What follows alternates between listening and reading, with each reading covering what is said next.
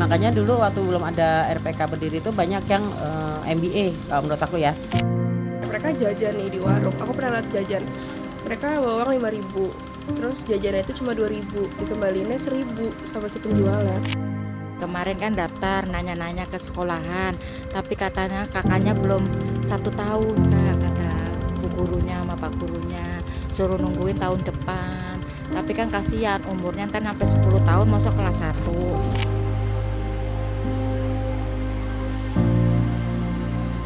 Di tengah padatnya pondok labu, berdiri rumah penyuluhan kreatif.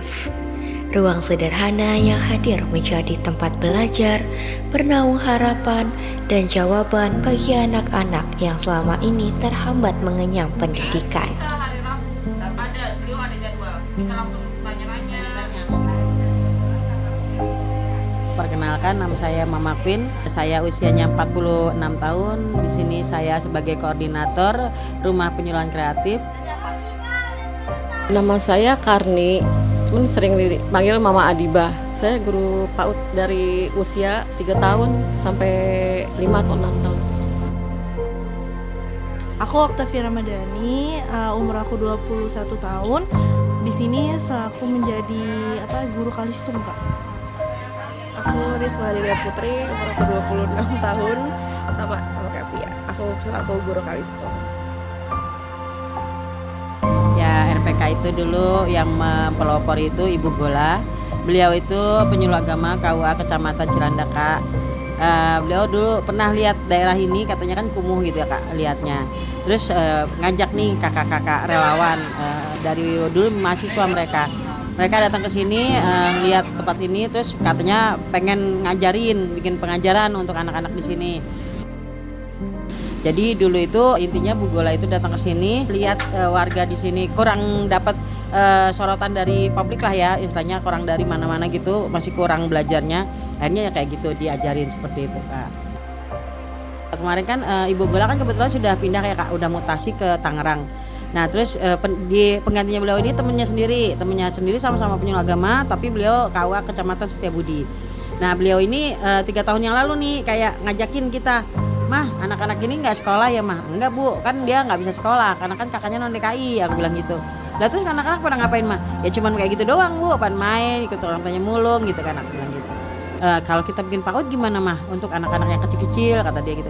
"Oh ya udah monggo Bu, silahkan." Nah, Mama Queen mau bantu kan? Mau, insya Allah mau bantu. Timbang ngajarin kayak istilahnya yang ringan-ringan, yang dasar-dasar mungkin kita bisa tepuk-tepuk tangan, nyanyi-nyanyi, aku bilang gitu kan. Terus oh ya udah kalau Mama Queen mau bantu, Mama Diba mau bantu, ya udah kita bikin yuk, kata dia gitu kan. Ya udah akhirnya 3 tahun yang lalu itu kita bikin nih Kak si PAUD ini awalnya. Nah dari PAUD ini akhirnya dipecah nih karena nggak imbang antara PAUD nih anak yang kecil-kecil sama yang udah mateng ini tadi, nggak imbang Kak. Akhirnya dibikin calistung. Nah dibikin calistung nih gurunya ada 2, ada Kak Risma sama Kak Afia. Itu dari 25 anak ini diambil 12 anak ceritanya. Awal kakak akhirnya mau mengabdi di sini nih berawal dari keresahannya tuh apa yang kakak rasain Kak dari anak-anak yang ada di sini? Kalau aku sih kayak anak-anak lebih hal kecil, kayak mereka jajan nih di warung. Aku pernah lihat jajan. Mereka bawa uang 5.000, terus jajannya itu cuma 2.000, dikembaliinnya 1.000 sama si penjualnya. Terus aku bilang, "Kamu beli apa aja?" "Aku beli ini doang Kak." "Ini berapa?" 2.000. "Kamu bawa uangnya berapa?" 5.000. "Kok dikembalinya 1.000?" "Iya," kata si mbak ininya begitu. Oh, langsung aku tegur penjualnya. Aku bilang, "Lu tuh nggak boleh kayak gitu," aku gitu, kayak itu anak kecil nggak boleh dibohongin. Aku tahu kok anak-anak ini nggak bisa baca tulis, nggak bisa menghitung, tapi seenggaknya jangan kita bodoh-bodohin lah. Harusnya kita sebagai yang tua kita ngebantu mereka, aku gituin. Awalnya warga sini kurang setuju ya Kak, karena ngapain sih padaan kesini gitu kan. Akhirnya dengan pendekatan personal Bu Gola dengan warga sekitar, akhirnya ada yang mau nih pada setuju kayak gitu kan. Waktu itu sebelum ada RPK ini berdiri ya kayak gitu Kak. Jadi memang kayak cuek aja, misalnya pacaran tinggal satu rumah begitu aja tanpa ada teguran atau apa-apa dari pihak manapun.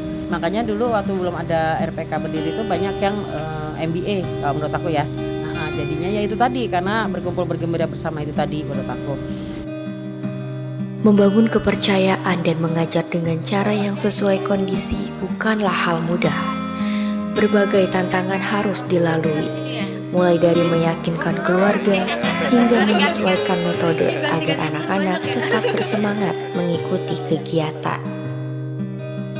Kalau tantangan itu banyak, kita kayak ada anak yang tantrum, terus kayak model anak ini nggak mau, terus kalau kayak yang remaja itu dia pada main HP kayak gitu tuh Kak, itu banyak sekali. Kalau lebih ke tantangan sih mereka ini ya Kak, kurang fokus sih ke pelajarannya. Mungkin kayak kan kita kan hampir setiap hari dia kayak bisa baca nih. Terus kalau misalnya kita Sabtu Minggu kan libur ngikutin sekolah juga. Nah kembali ke hari Seninnya dia tuh yang kayak langsung ngeblank modelnya. Jadi kita kayak istilah kata kita setiap hari Senin itu tuh kita tuh kayak ngebuka lembaran baru lagi. Awal lagi. Betul. Sama kalau kita kendalanya di fokus, anak-anak sih gampang kayak terpengaruh gitu lah. Jadi si A nih lagi kayak mainan, ini A lagi belajar nih, aslinya nih si B, tiba-tiba ke A gitu doang sih. Ya banyak banget tantangan emang dari mereka. Waktu ikro aja pikirannya kemana-mana ya, nggak fokus, anak itu belum bisa fokus ya. Tapi harus penuh kesabaran ya menghadapi mereka. Iya, tadinya mereka kan masih datang aja masih nangis, kadang harus diantar orang tuanya, nggak mau duduk, masih di pintu. Usaha dan ketulusan itu tidak sia-sia. Perubahan nyata kini dirasakan langsung oleh keluarga yang mempercayakan pendidikan anaknya di sini. Perkenalkan, nama saya Ibu Yani Purwanti, panggilannya Mama Bintang di sini. Umur 40 tahun, selaku orang tua dari Bintang. Kemarin kan daftar nanya-nanya ke sekolahan, tapi katanya kakaknya belum 1 tahun Kak, kata bu gurunya sama pak gurunya, suruh nungguin tahun depan. Tapi kan kasihan umurnya ntar sampai 10 tahun masuk kelas 1. Giliran ada RPK ya alhamdulillah PAUD nyampe sekarang naik kelas Kalistung. RPK dulu jelek banget Kak, buat kayak kandang ayam, banyak telek ayam-ayamnya. Alhamdulillah sekarang mah udah mewah RPK. Tapi alhamdulillah sekarang mah Bintang tadinya belum bisa baca, belum bisa tambah-tambahan, sekarang alhamdulillah udah bisa baca sama perkalian, tambah-tambahan, pengurangan udah bisa. Nah nyampe sekarang alhamdulillah ada RPK, si Bintang itu lebih cerdas, lebih pinter, alhamdulillah bisa baca walaupun belum sekolah. Lebih dari sekedar mengajar membaca dan menghitung, RPK menanamkan keyakinan akan masa depan yang lebih baik, sebuah harapan yang ingin terus dijaga dan diteruskan. Aduh mau nangis lagi kalau ngomong harapan.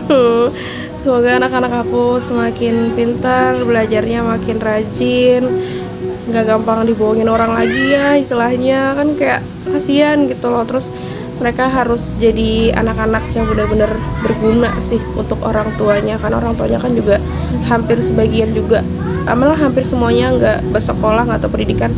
Jadi aku harap anak-anak aku lebih pintar daripada orang tuanya, ngebawa orang tuanya lebih baik lah gitu. Ya saya pengennya mereka bisa menjadi anak yang pintar juga, bisa mencapai cita-cita mereka juga, walaupun keadaan mereka emang agak kurang. Ya semoga mereka dengan harapan mereka bisa untuk buat bangga orang tua mereka lah. Pengennya mah sayang mah Bintang mah kalau udah gede mah pengennya SD nyampe lulus, kalau bisa mah orang tuanya pengennya nguliahin, itu pun kalau ada biaya Kak. Cita-cita kamu apa sih kalau aku boleh tahu? Pramugari. Mau jadi pramugari. Kenapa mau jadi pramugari? Soalnya belum pernah naik pesawat. Ya harapan Mama Queen, kalian terus belajar, apapun yang terjadi harus tetap semangat belajar, harus rajin, harus tetap semangat. Yang penting semangat itu tadi. Terus jangan takut sama anuan luar. Kalau kalian udah punya pondasi dari dalam diri kalian sendiri, insya Allah kalian bisa berhasil untuk kedepannya. Paling nggak kalian bisa mengangkat derajat orang tua kalian, biar nggak jadi pemulung lagi, atau bisa lebih baik lagi buat diri kalian sendiri, buat orang tua kalian sendiri, bikin bangga orang tua kalian. Yang penting tetap semangat belajar dimanapun di tempatnya. apapun kondisinya harus tetap semangat